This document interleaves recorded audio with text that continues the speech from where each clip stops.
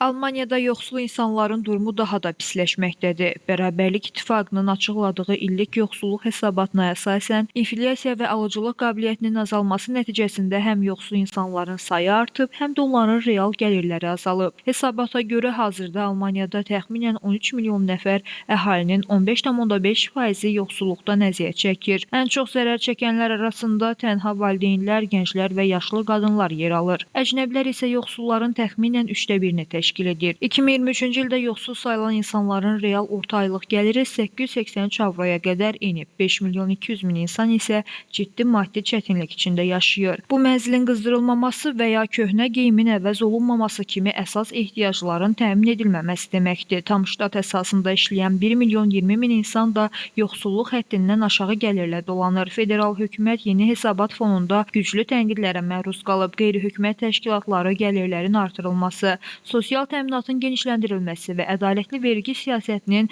vacibliyini vurğulayaraq təcili tədbirlərin görülməsinə dair çağırışlar ediblər.